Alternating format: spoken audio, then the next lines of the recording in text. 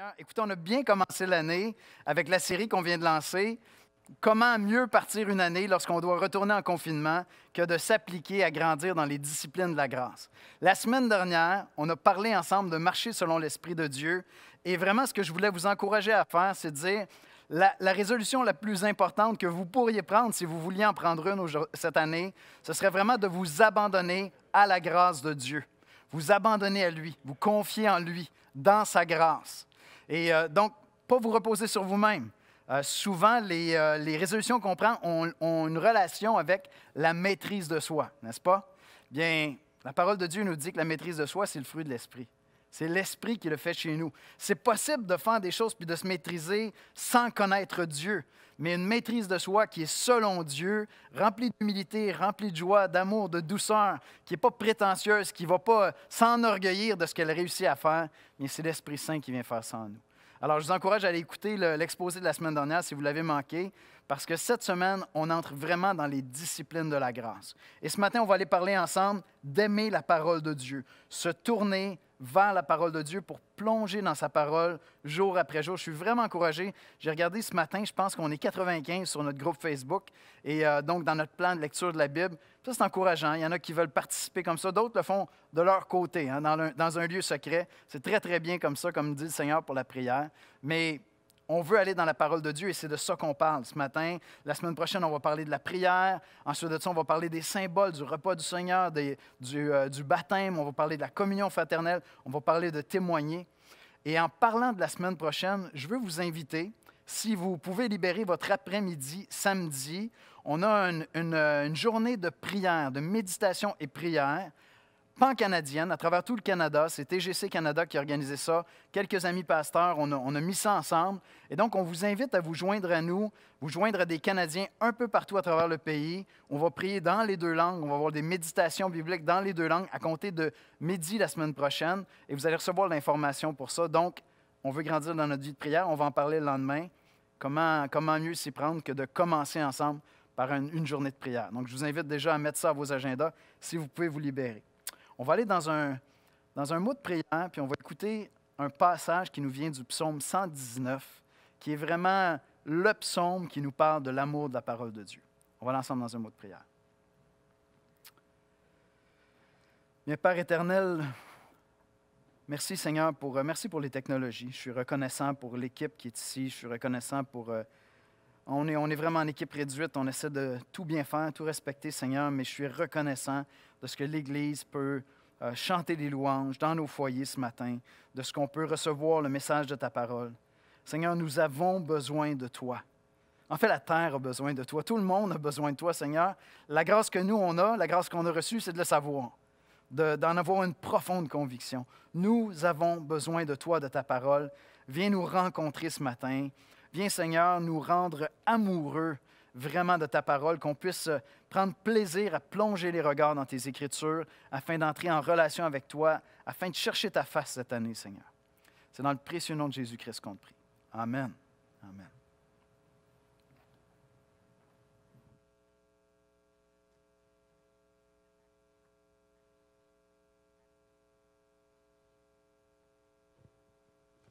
Le passage biblique de ce matin est tiré du psaume 119, les versets 1 à 6 dans la nouvelle édition de Genève. 1 à 16, excusez-moi, de la nouvelle édition de Genève. Psaume 119, 1 à 16. Heureux ceux qui sont intègres dans leur voie, qui marchent selon la loi de l'Éternel. Heureux ceux qui gardent ses préceptes, qui le cherchent de tout leur cœur, qui ne commandent point d'iniquité et qui marchent dans ses voies. Tu as prescrit tes ordonnances pour qu'on les observe avec soin. Puissent mes actions être bien réglées, afin que je garde tes statuts. Alors je ne rougirai point. À la vue de tous tes commandements, je te louerai dans la droiture de mon cœur, en apprenant les lois de ta justice. Je veux garder tes statuts, ne m'abandonne pas entièrement. Comment le jeune homme rendra-t-il pur son sentier en se dirigeant d'après ta parole? Je te cherche de tout mon cœur, ne me laisse pas m'égarer loin de tes commandements. Je serre ta parole dans mon cœur, afin de ne pas pécher contre toi. Béni sois-tu, ô Éternel. Enseigne-moi tes statuts. De mes lèvres, j'énumère toutes les sentences de ta bouche. Je me réjouis en suivant tes préceptes, comme si je possédais tous les trésors. Je médite tes ordonnances, j'ai tes sentiers sous les yeux. Je fais mes délices de tes statuts, je n'oublie point ta parole.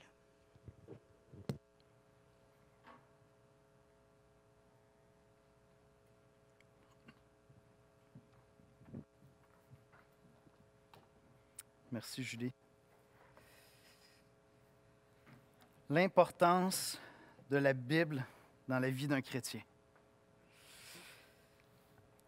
Dans Colossiens, c'est l'apôtre Paul qui dit que la parole de Christ demeure en vous dans toute sa richesse. Instruisez-vous et exhortez-vous les uns les autres en toute sagesse, par des psaumes, par des hymnes, par des cantiques spirituels, chantant à Dieu dans vos cœurs en vertu de la grâce. Quel verset extraordinaire! Quel beau passage! Il y a tellement de choses dans ce passage-là. On veut être habité de la parole de Christ. Il me semble que c'est un des passages qui résume le mieux cette idée que je veux marcher selon l'Esprit. Je veux marcher selon l'Esprit en étant habité de la parole de Christ. Est-ce que c'est ça que tu veux cette année? Est-ce que c'est ça que vous voulez cette année? Marcher selon l'Esprit en étant imbibé, transformé, en s'exhortant les uns les autres avec la parole, en chantant des louanges, en chantant des psaumes, en déclamant la parole de Dieu, vraiment être imprégné de sa parole. Qu'est-ce que Paul veut dire lorsqu'il parle de la parole de Christ? Bien, on pourrait dire qu'il parle du message de l'Évangile. Paul est en train de parler du message de l'Évangile, mais je dirais dans un sens très, très large. Lorsqu'on parle de l'Évangile, on peut le résumer en quelques secondes en parlant du fait que Christ est venu sur la terre pour des pécheurs, mourir sur la croix pour des pécheurs afin qu'on soit pardonné, ressuscité d'entre les morts, remonter au ciel auprès du Père. Et celui qui croit dans le sacrifice de Jésus devient un disciple de Christ, devient chrétien. Par la grâce de Dieu, expérimente la nouvelle naissance, est habité de l'Esprit. J'ai l'Évangile. L'Évangile est tout donné juste là. Mais lorsqu'on a ce passage-là ici, l'Évangile de Christ, c'est vraiment dans un sens beaucoup plus large. Pensez à toute la Bible dans un sens, parce que toute la Bible nous raconte l'Évangile, de la Genèse avec la création, la chute de l'homme, la chute de l'être humain, jusqu'à la rédemption lorsque Christ vient mourir sur la croix pour nos péchés, jusqu'au retour du Seigneur Jésus. Tout ça, c'est l'histoire de l'Évangile. Toute la Bible raconte une seule histoire en définitive, bien qu'il y a des milliers d'histoires dans ça, de vie, d'expériences de vie, d'églises, de prophètes, de messagers de Dieu, le peuple de Dieu qui ne va pas bien. Tout ça sert à raconter une histoire, c'est la bonne nouvelle du salut en Jésus-Christ. Toute la Bible nous parle de ce que Jésus-Christ allait venir faire pour nous, de ce qu'il a accompli pour nous et de ce qu'on reçoit lorsqu'on croit en lui. C'est dans ce sens-là, je crois, que Paul est en train de dire ceci dans ce verset-là. Pensons à Luc. À la fin de l'évangile de Luc, Jésus va dire quelque chose qui nous aide un peu à comprendre comment les Écritures nous parlent de Christ. Dans Luc 24, au verset 44, on lit. Puis il leur dit, c'est Jésus qui parle, « C'est là ce que je vous disais lorsque j'étais encore avec vous, qu'il fallait que s'accomplisse tout ce qui est écrit de moi, écoutez bien ceci, dans la loi de Moïse, c'est-à-dire les 5 premiers livres de la Bible, dans les prophètes, une grande section de l'Ancien Testament, et dans les psaumes. » Très intéressant. On va aller dans un psaume. Julie nous a lu une partie du psaume 119. Et donc, ce que Paul est en train de nous dire et ce que Jésus est en train de nous dire, c'est que tout l'Ancien Testament annonçait la venue de Christ. Donc, dans ce sens-là, l'Ancien Testament parlait de Jésus-Christ, du Sauveur qui allait venir, des prophéties. Ça, c'est une manière de comprendre que toute la Bible parle de Jésus. Mais ça va plus loin que ça encore. Par exemple, les premiers chrétiens lisaient l'Ancien Testament et cherchaient Jésus à travers tout l'Ancien Testament. Pendant les premiers siècles, puis on a eu tendance à perdre ça un petit peu, mais je veux vous ramener là ce matin, je dirais même pendant des siècles, les chrétiens retournaient dans l'Ancien Testament pour lire le livre des psaumes, et voici ce qu'ils voyaient dans le livre des psaumes. Ça va peut-être vous surprendre. Ils avaient la conviction d'accéder à la vie intérieure de Jésus l'homme. Je m'explique. Dieu le Fils s'incarne, il devient un homme, il devient un être humain. Puis Puis souvent, on se pose la question, on se dit, ouais, mais lui, il n'a pas péché, qu'est-ce qui se passait, comment il pensait, comment il réagissait? Mais les chrétiens avaient cette conviction-là, puisque Jésus, c'est l'homme parfait, celui qui est sans péché, puisque le livre des psaumes, c'est un livre de prière qui nous parle de la vie intérieure, de la piété, de ceux qui aiment Dieu, bien, les chrétiens allaient lire les psaumes. Augustin a consacré plus de 1000 prédications dans le livre des psaumes. Et lisant le livre des psaumes en disant, j'ai accès ici à la pensée d'un homme, d'une femme de Dieu. Et donc, puisque Jésus-Christ est l'homme de Dieu, l'être humain parfait, j'ai accès à sa vie intérieure. Fait que la prochaine fois que vous allez lire des psaumes, dites-vous ça. Dites-vous, je veux aller entendre ce qui se passe dans le cœur de Jésus. Qu'est-ce qu'il pense? Qu'est-ce qu'il pensait dans son humanité? C'était quoi son expérience? Et c'est un peu dans ce sens-là qu'on va se tourner vers le psaume 119 ensemble ce matin, puis qu'on va aller voir quelques versets. Alors qu'on veut marcher par l'Esprit et demeurer en Jésus-Christ en 2021, mais pour ne pas marcher par nos propres forces, selon les désirs de notre vieil homme, comme on disait la semaine dernière, bien, on veut passer du temps dans la parole de Dieu. Lorsqu'on parle de discipline de la grâce, on parle entre autres de passer du temps dans la parole de Dieu, d'apprendre à aimer sa parole et d'aller la voir pour recevoir des grâces quotidiennes. Quand j'ouvre les Écritures le matin, quand j'écoute des fois la parole en audio, lorsque je vais marcher puis je m'en vais méditer sur des passages, je vais vers la parole de Dieu pour recevoir mes grâces quotidiennes. C'est littéralement ça. Mes bénédictions, la faveur de Dieu. Je veux que son esprit me parle. Je veux aller faire le plein. Je veux marcher dans la plénitude de l'esprit. Alors je vais aller vers la parole de Christ pour me nourrir. Voici comment je résumerai l'exposé de ce matin. Dieu aime que tu cherches à le connaître. Ton bonheur est intimement lié à ta relation avec sa parole. Vraiment pas compliqué. Dieu aime que tu cherches à le connaître. Ton bonheur est intimement lié à ta relation avec sa parole. Alors, je sais que déjà là, il y a plein de monde qui se disent « Aïe, je ne serai pas heureux cette année. » Parce que la parole de Dieu, je ne la lis pas beaucoup. Je ne passe pas beaucoup de temps dedans. Bien, oui, tu as raison. Tu as raison. Tu te prives si ça ne fait pas partie de tes disciplines de grâce. Tu te prives de beaucoup de bénédictions qui contribuent à notre bonheur comme être humain. Tu te prives de beaucoup.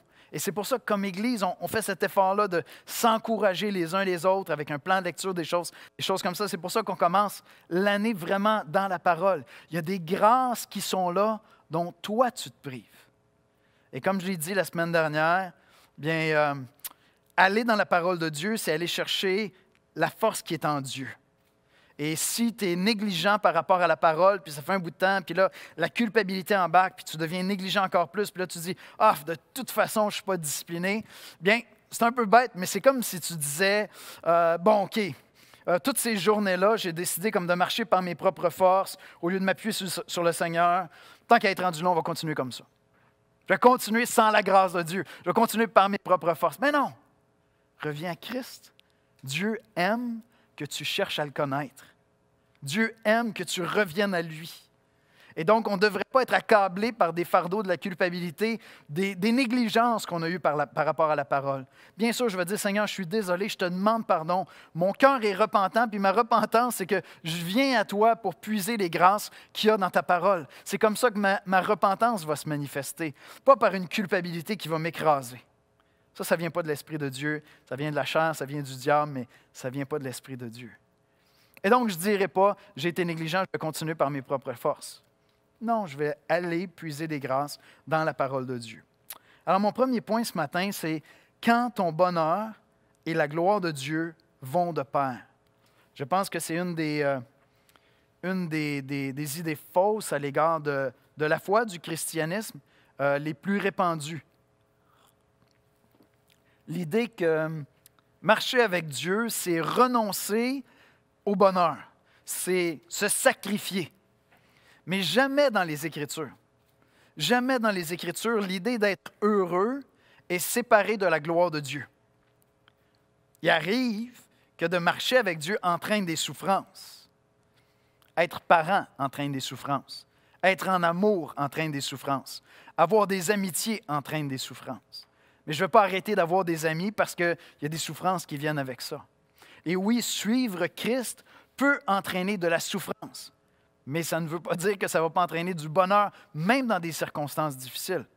Et donc, l'idée de la gloire de Dieu dans les Écritures va de pair, est associée avec notre bonheur.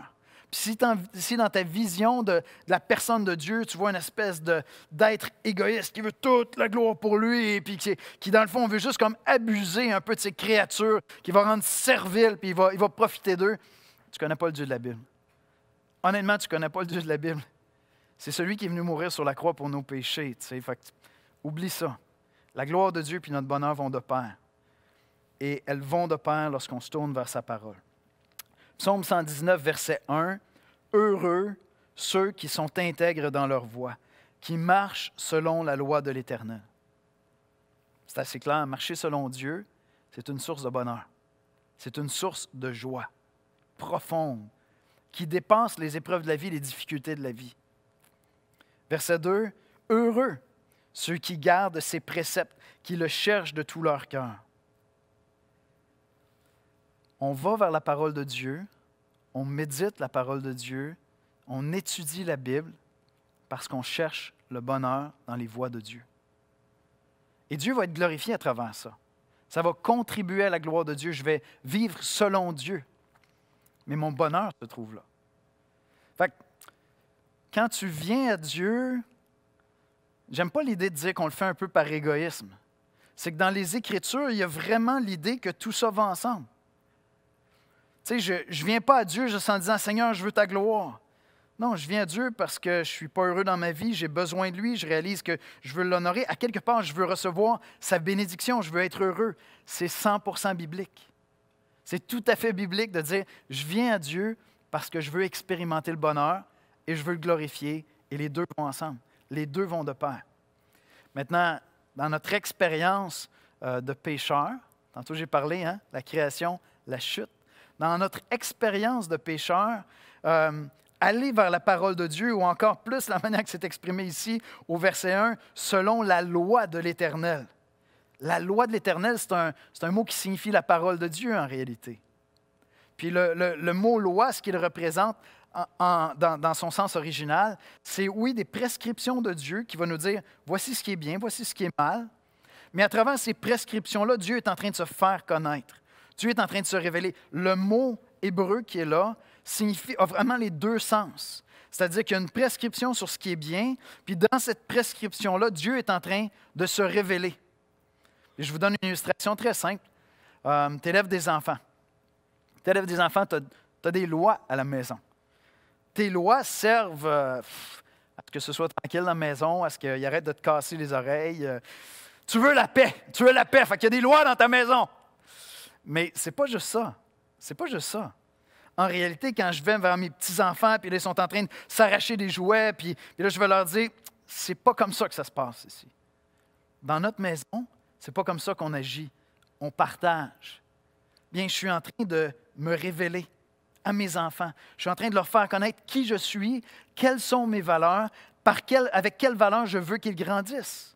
Voyez-vous, alors il y a la prescription, mais il y a la révélation. Les deux sont présents. Tu veux savoir comment fonctionne un pays? Est-ce que c'est agréable de vivre dans ce pays-là? Une bonne manière de savoir, va lire les lois de ce pays-là. Tu vas avoir une très, très bonne idée. Fais juste dans ta tête, là, passe un petit peu la planète Terre, puis pense à des lois dans certains pays où ça ne te tente peut-être pas d'aller vivre. Bien, ces lois-là sont des révélations de ce pays-là. Et donc, c'est ça qui se passe ici. Maintenant, avec notre côté pécheur, le fait qu'on a rejeté Dieu, bien, les lois sont pour nous des obstacles. On voit ça comme des freins. On voit ça comme quelque chose qui nous prive de notre liberté. J'ai des lois, fait comme ça, je suis privé de ma liberté. Je suis obligé d'aller par là, je suis obligé de faire ça. Je suis contraint. Et à quelque part, tout ça parle de notre cœur. La loi de Dieu est parfaite. Je veux dire, lorsque Dieu dit « aime ton prochain », tu sais, « hein non, ça n'a pas d'allure ». Est-ce qu'il y a quelqu'un qui va dire sur la terre « ça n'a pas d'allure d'aimer ton prochain ». La loi de Dieu est parfaite, elle est bonne. Si Dieu est le Créateur, aime Dieu. Ça va de soi. Donc, la loi est bonne. Les 10 commandements sont excellents. Ils sont parfaits. Mais notre cœur pécheur fait qu'on regarde la loi, puis on est en réaction. On a l'impression qu'on va être contraint. Les Écritures nous disent dans Romains, c'est l'apôtre Paul qui parle, dans Romains 3, verset 10. Paul est en train de citer d'ailleurs un psaume, le psaume 14. « Il n'y a point de juste, pas même un seul. Nul n'est intelligent, nul ne cherche Dieu. » C'est le propre de notre nature d'être pécheur, de vouloir fuir loin de Dieu plutôt que de chercher Dieu. De vouloir faire les choses comme nous on l'entend, estimant qu'il y a plus de liberté à faire les choses comme nous on l'entend. Comme si mes enfants, en définitive, auraient eu plus de liberté si je leur avais dit « Ben oui, tu es plus fort que ta sœur, frappe-la, tu vas l'avoir le cadeau. » Puis là, il va être libre. Il est libre de la frapper. Non, ce n'est pas ça les valeurs qu'on leur a données. On leur a donné des valeurs de liberté, d'aimer son prochain, de partager. Mais notre cœur d'être pécheur fait qu'on est en réaction. Et je dirais même comme chrétien, hein, des fois on regarde à la parole puis on se dit un devoir, j'ai un devoir à faire, oubliant qu'en réalité, il y a un trésor devant moi qui m'offre des grâces pour la journée. Oubliant que je peux aller chercher mon bonheur dans sa parole. Mais c'est notre cœur rebelle.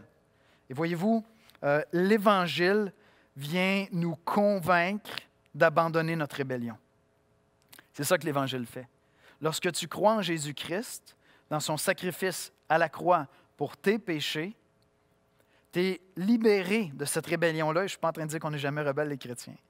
Mais fondamentalement, tu comprends que ton bonheur est à marcher avec Dieu.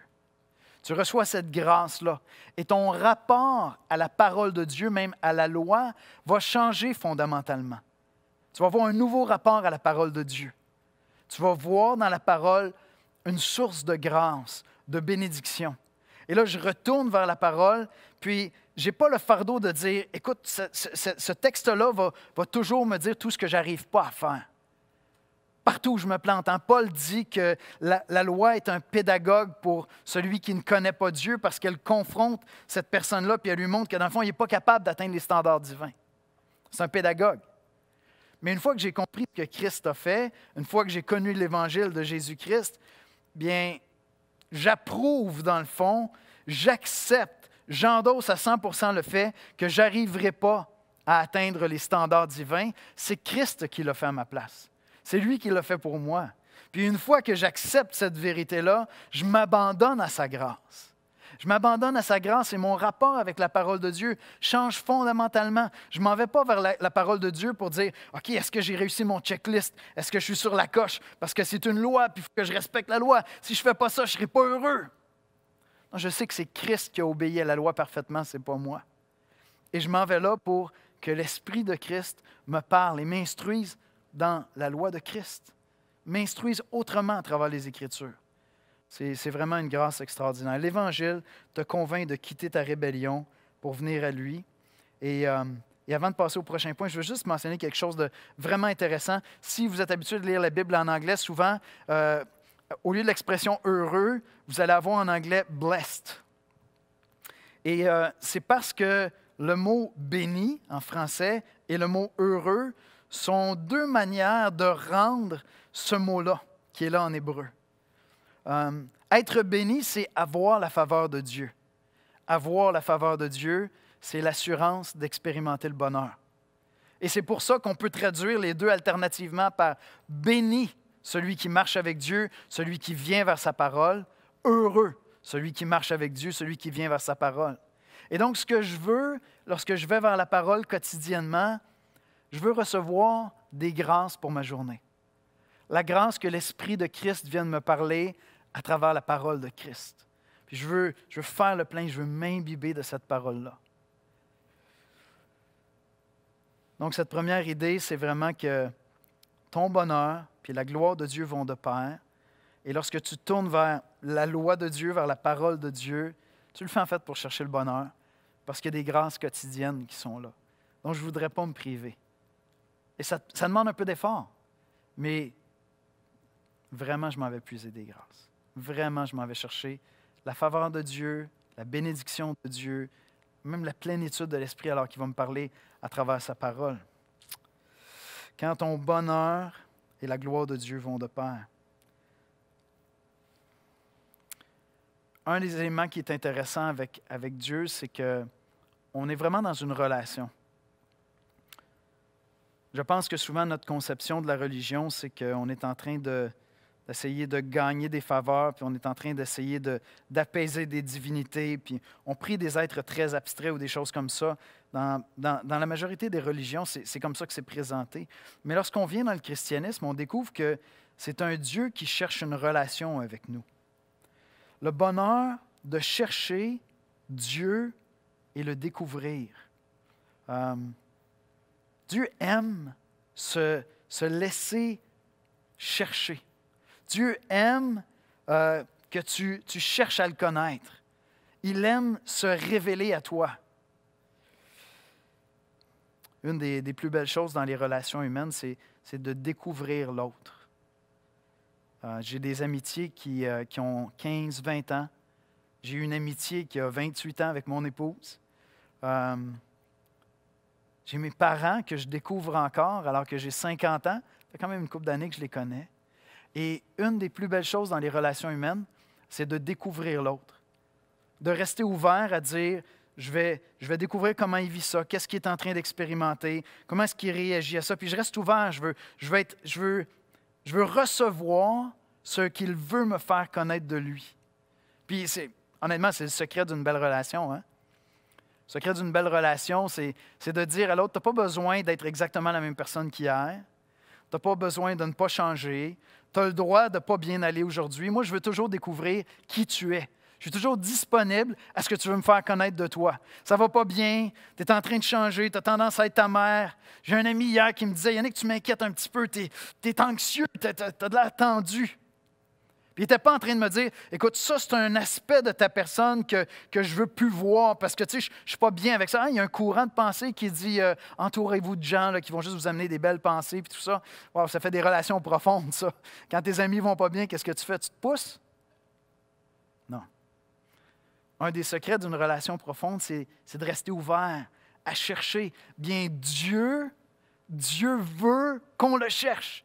Veut que je cherche sa face, que j'apprenne à le connaître. Et c'est une des beautés de lire la parole de Dieu quotidiennement, c'est que je suis dans une relation avec un être vivant qui se fait connaître à moi. Regardez le verset 10. Le psalmiste dit, « Je te cherche de tout mon cœur. Ne me laisse pas m'égarer loin de tes commandements. » Ça me faisait penser à Jésus qui dit, « Demandez, et l'on vous donnera. Cherchez, vous trouverez. »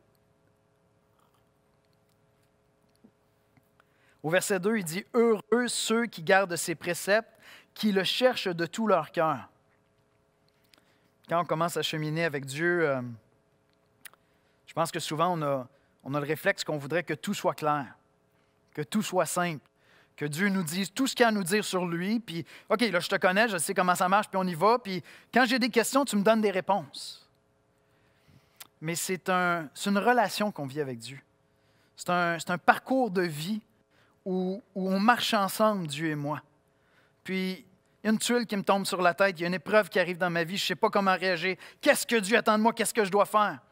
Bien, Dieu veut simplement que j'aille dans sa parole et que je le cherche.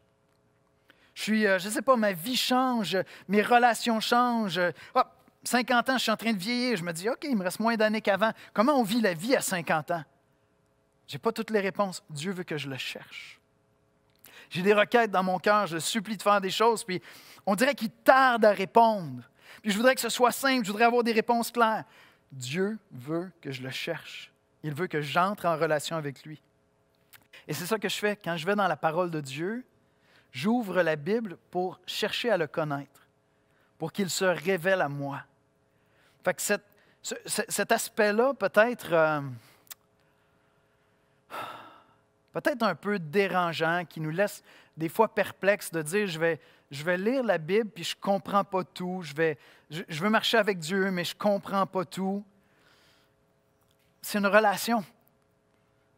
Quand tu commences une amitié, tu ne comprends pas tout. Quand tu commences à travailler avec un nouveau collègue de travail, tu es là puis tu essaies de le décoder puis tu le regardes aller, une nouvelle collègue, puis là tu dis OK, oui, OK, je commence à comprendre, je commence à suivre. Il y en a qui sont faciles à lire, il y en a d'autres qui sont vraiment difficiles à lire. Puis tu es là, puis tu explores. Tout n'est pas évident. On est dans une relation, on est en train de se découvrir. La même chose dans les amitiés, la même chose en amour. On est en train de se découvrir, c'est un processus. Bien, tu dois voir ce temps, ce rapport que tu as avec la parole de Dieu, puis avec Dieu comme un processus où Dieu veut que tu le cherches et il prend plaisir à ça. Qui ne prend pas plaisir à une personne qui vient s'asseoir avec toi et qui dit « Hey, parle-moi donc de toi. J'aimerais ça te connaître. Fais-moi connaître tes pensées. Raconte-moi ton enfance, tes voyages. Qu'est-ce que tu aimes faire en vacances? C'est quoi tes hobbies? Qu'est-ce que tu détestes manger? Qu'est-ce que tu aimes? » C'est agréable. Dieu veut qu'on s'approche de sa parole avec cette même attitude-là.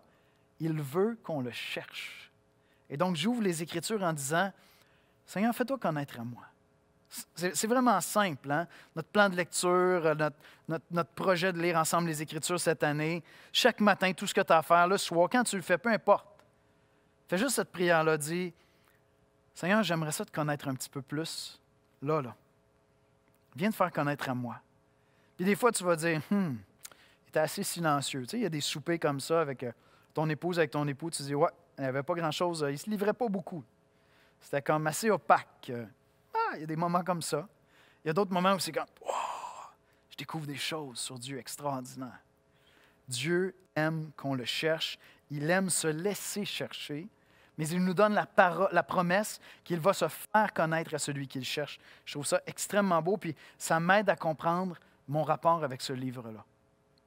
C'est la révélation de Dieu, puis je vais vers les Écritures en disant « Je veux te connaître un petit peu plus aujourd'hui. » Et ce que tu vas me faire connaître de toi, bien, ça va être des grâces. Je m'en vais puiser des grâces pour ma journée en connaissant un peu plus mon Dieu, mon Seigneur. Et à travers ça, il va être un guide. En se révélant à moi, on a dit tantôt, la loi aussi, c'est des préceptes qui m'aident à savoir comment marcher. Et à travers ça, ça va être un guide. Il va se faire connaître à moi et puis il va me guider. Au verset 9, on lit « Comment le jeune homme rendra-t-il pur son sentier en se dirigeant d'après ta parole? » Et l'idée ici, c'est vraiment une direction. Il va nous donner une direction. Des fois, ça peut être cool de partir sur un nowhere. Hein. Tu dis, OK, on s'en va en vacances, chérie? Ah, un nowhere. Tu fais ça une fois, un gros voyage là, où c'est un trip vraiment comme nowhere. Mais après ça, tu dis, on va quand même avoir une ou deux places où on aimerait ça aller. Puis je me souviens de l'époque où on fonctionnait avec des cartes papier. Moi, j'ai connu ça. Puis il y avait toujours comme deux types de voyageurs. Il y avait celui qui disait « Oh non, c'est plate avec une carte, je sais à peu près où on s'en va, puis on va le trouver. » Puis tu avais l'autre qui fonctionnait toujours avec une carte. Mais en général, après quelques années, celui qui fonctionnait sans carte, ça s'agissait un petit peu. Il disait un minimum. Aujourd'hui, on ne serait même pas capable de concevoir l'idée de dire bah, ben, je m'en vais à quelque part, je ne suis jamais allé. Pas de GPS. Pas de GPS, nowhere. On arrivera quand on arrivera. Non, ce n'est pas ça qu'on va faire. On veut une direction. Bien, la parole de Dieu est exactement ça. Je m'en vais vers Dieu pour recevoir des grâces. À travers ça, il va se faire connaître à moi et je vais recevoir une direction. Il va être en train de conduire ma vie, de diriger mes pas. C'est vraiment intéressant parce que dans le passage ici, il parle du jeune homme qui est la jeune femme aussi. Il est en train de dire que très tôt, je peux apprendre à être guidé par la parole de Dieu. Et encore une fois, comme je le disais tout à l'heure, bien, si tu n'as pas expérimenté la nouvelle naissance, si tu n'as pas cru dans ce que Jésus a fait pour toi comme sacrifice, tu es jeune, je veux dire, l'idée d'être guidé par Dieu, ça se peut que c'est comme « Ah non, moi je veux faire les affaires comme je veux. Moi, c'est juste des nowhere. Moi, je m'en vais où je veux, puis on verra ça, on décidera ça en chemin. » Peut-être que tu es là. Peut-être que tu n'as pas expérimenté la nouvelle naissance. Mais si tu as expérimenté la nouvelle naissance, si tu es chrétien, l'Esprit de Dieu habite en toi, bien la parole de Dieu tous les jours, c'est ton guide. C'est elle qui va te guider dès ta jeunesse. Et c'est toute une grâce quand tu peux commencer ça très jeune dans ta vie.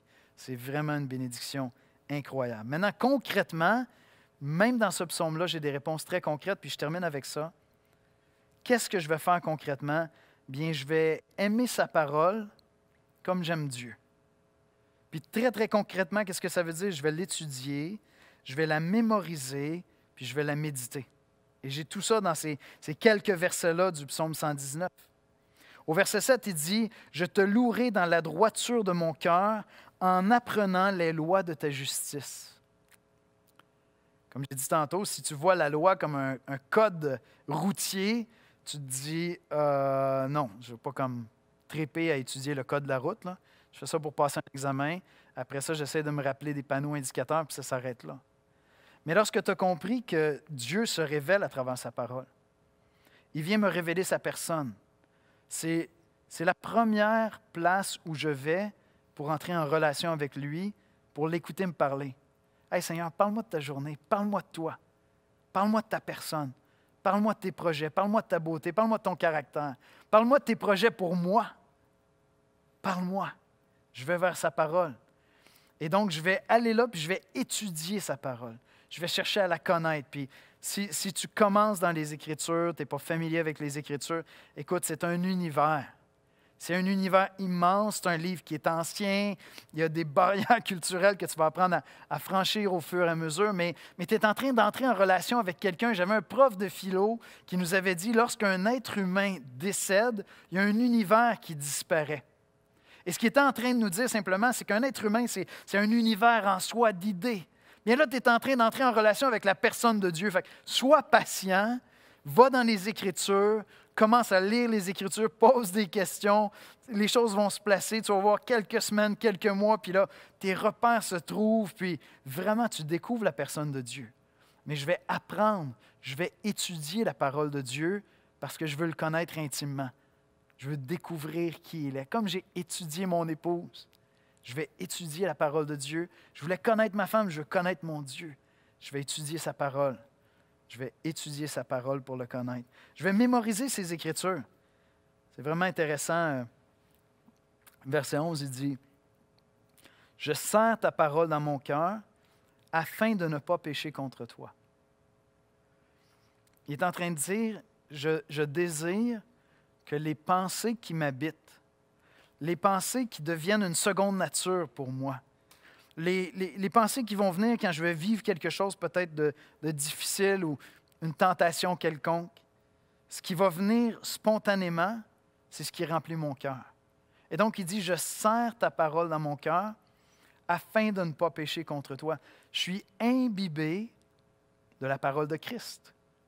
Et donc, l'Esprit de Christ vient puis peut me guider avec ça. Et donc, il y a des passages que je vais apprendre à mémoriser. Je vais mémoriser les passages des Écritures. Un verset par-ci, un verset par-là. Il y a quelque chose qui touche, prends-le en note, reviens-y dans la journée. Apprends à serrer la parole de Dieu dans ton cœur. On commence l'année 2021. Est-ce qu'il y a un passage en ce début d'année que tu voudrais serrer dans ton cœur pour les prochaines semaines? Revoir, repasser dans ton cœur. Faire le plein. On a parlé de marcher selon l'Esprit la semaine dernière. Est-ce que ton rapport à Dieu, ton rapport au christianisme est un rapport un peu de loi, puis d'ordre, puis de règles, puis tout ça, puis tu dis, c'est vrai, j'ai tendance à m'appuyer sur mes propres forces. Peut-être que tu veux mémoriser ce qu'on a vu ensemble la semaine dernière. Peut-être que tu veux mémoriser quelques versets ici dans le psaume 119. Mais tu veux être imbibé dans ton cœur, dans ton âme, nourri de la parole de Dieu, parce que ça va être disponible à l'Esprit de Christ pour qu'il s'en serve puissamment dans ta vie. À tout moment, il va venir, il va travailler avec ça. Méditer la parole de Dieu, mémoriser la parole de Dieu, étudier la parole de Dieu. Qu'est-ce que ça veut dire méditer? Bien, un bel exemple de ce que c'est la méditation, ça n'a rien à voir avec la méditation transcendantale. On ne cherche pas à faire le vide, on cherche à faire le plein. Je vais juste le dire comme ça, simplement.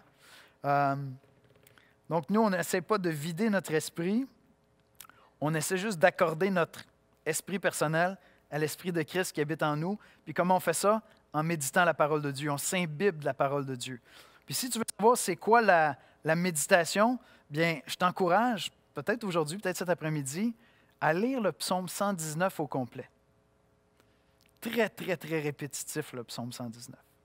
Le psaume 119, c'est une méditation qui devient une prière sur la Bible, sur la parole de Dieu.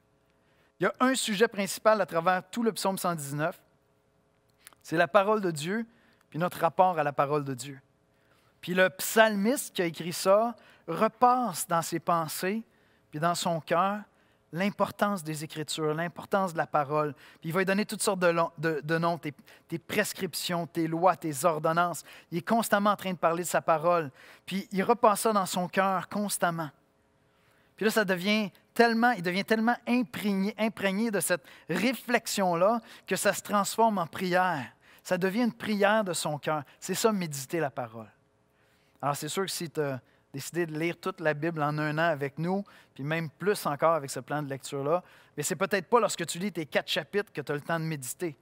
On va méditer plus facilement lorsqu'on va prendre une toute petite portion, 1 verset, 2 versets. C'est un peu pour ça aussi qu'on sert du dévotionnel avec Don Carson, parce que lui a pris le temps de méditer un peu sur le passage. Puis là, il nous donne des pistes.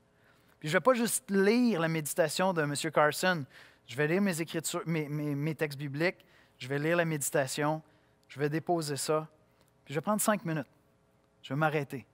Puis je vais juste repasser un peu tout ça dans mon cœur. J'essaie de ne pas penser au travail. Moi, personnellement, là, tôt le matin, il n'y a personne qui bouge, il n'y a même pas de voiture qui passe sur la rue. Extraordinaire. C'est mon meilleur moment pour méditer. Ou sinon, je vais aller marcher. Je vais aller marcher au parc, je le dis souvent, marcher un petit peu dans le bois, tranquille. Puis là, je fais juste repasser ça. Ça peut prendre juste 5 minutes, ça peut prendre une demi-heure, ça peut prendre 1 heure. Mais je vais juste repasser dans mon cœur ce que j'ai vu et je suis en train de méditer les Écritures. Je vais inviter les musiciens à venir me rejoindre en avant.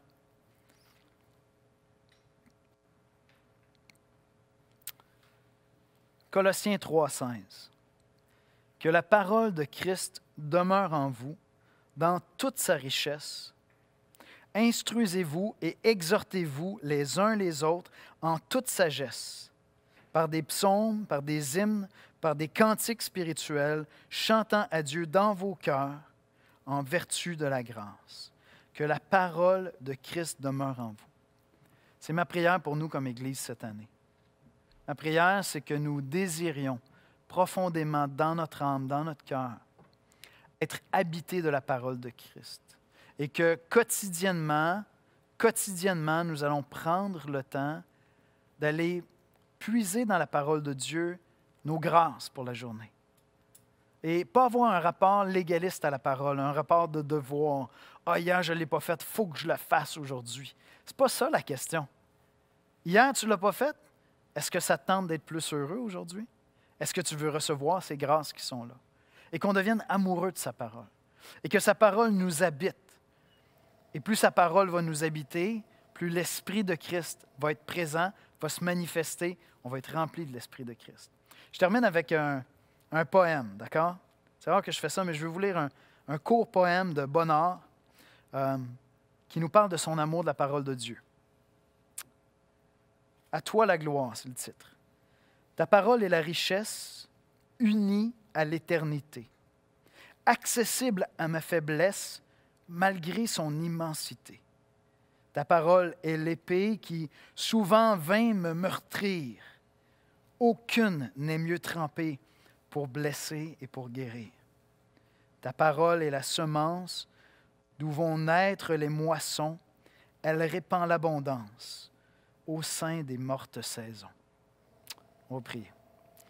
Seigneur Jésus, nous sommes dans une saison très particulière. Une saison qui ne va pas de soi, Seigneur. Une saison qui nous surprend, qui nous bouscule, qui nous dérange.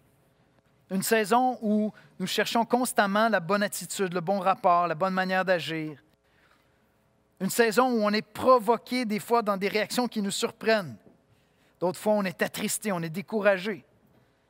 Une saison où nous avons besoin d'être habités de ta parole. Nous avons besoin que ta parole, Jésus, demeure en nous.